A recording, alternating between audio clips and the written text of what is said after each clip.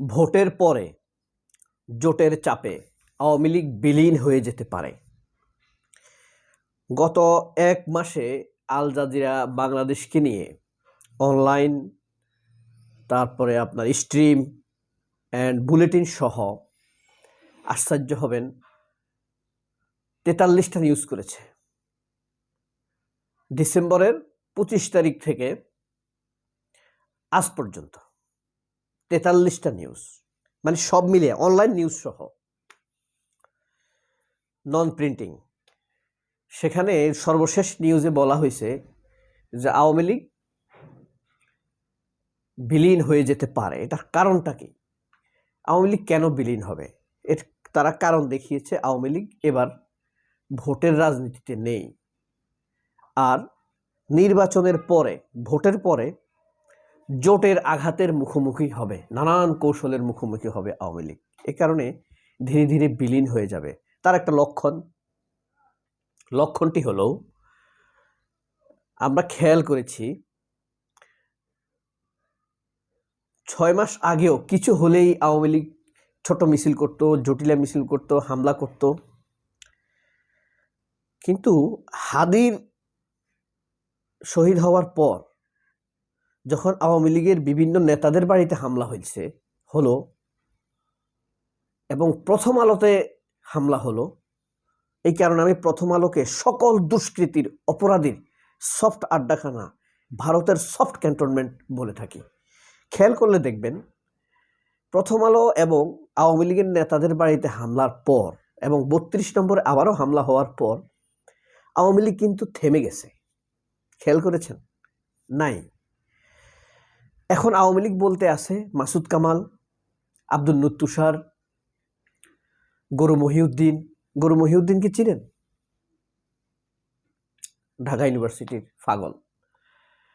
তো এই যে তারা এই নাস্তানাবুদ। এখন কথা হলো, আপনারা বলতে পারেন 16 বছর যাবৎ জামায়াতকে ভিজুয়ালি নিষিদ্ধ করেছে, কাগজ কলমে না করলেও দৃশ্যত নিষিদ্ধ ছিল।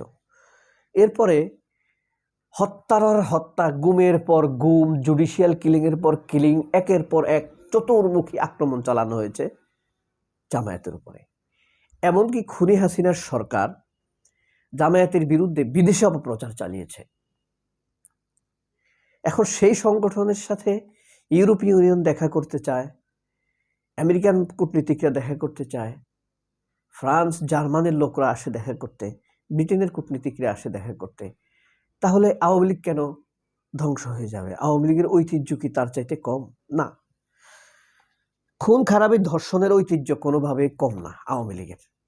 বাংলাদেশের যত খুন, ধর্ষণ, ছিনতাই হয়েছে সিভিলিয়ান আলোকে, ডিপ স্টেটের না, তার সব 70% করছে আওয়ামী লীগ। আমরা আবেগে অনেক কিছুই করি, সত্যিকার অর্থে।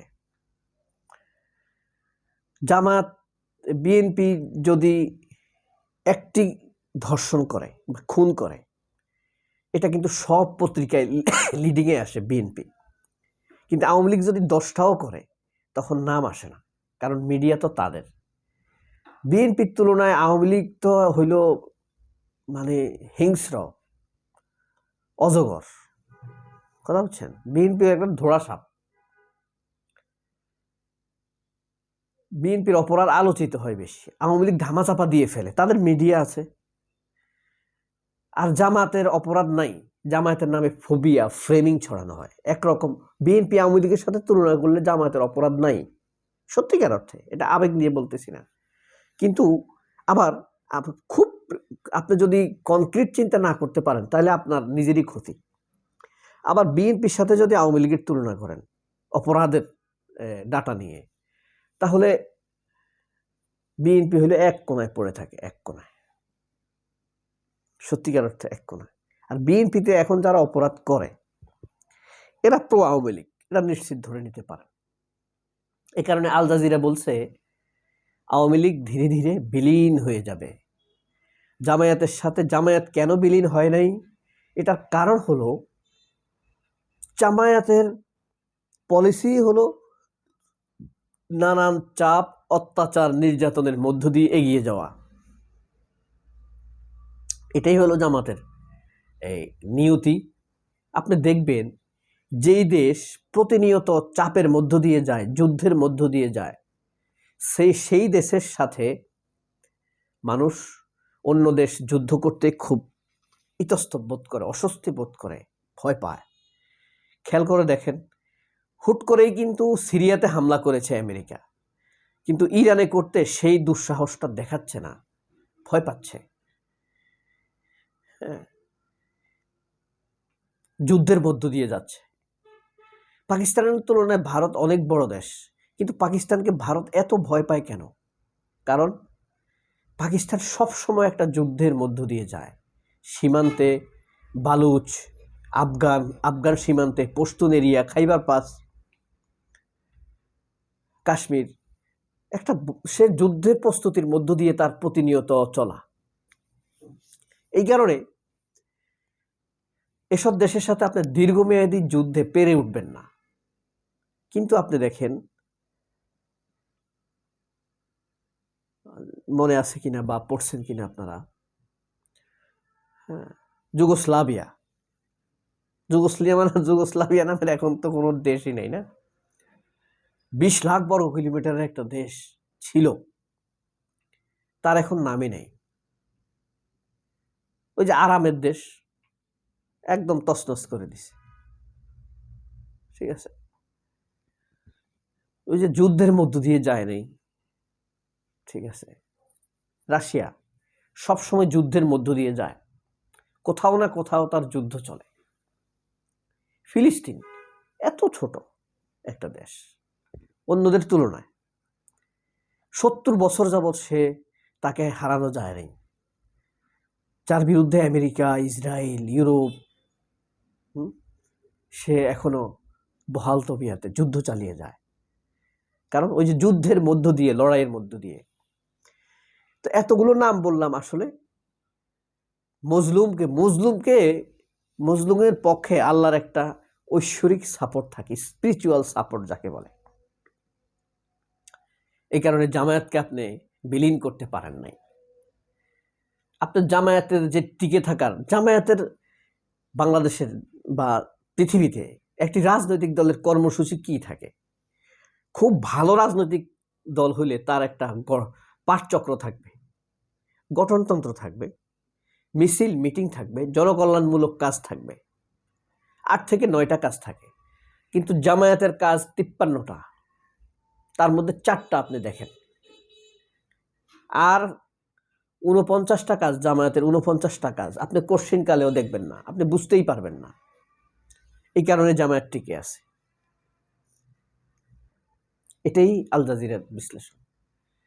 আর আওয়ামী লীগ হলো একটা স্বার্থ সংশ্লিষ্ট দল। এখানে 70% মানুষ স্বার্থ উদ্ধারের জন্য রাজনীতি করে, বিজনেস চালাবার জন্য রাজনীতি করে। ঠিক আছে,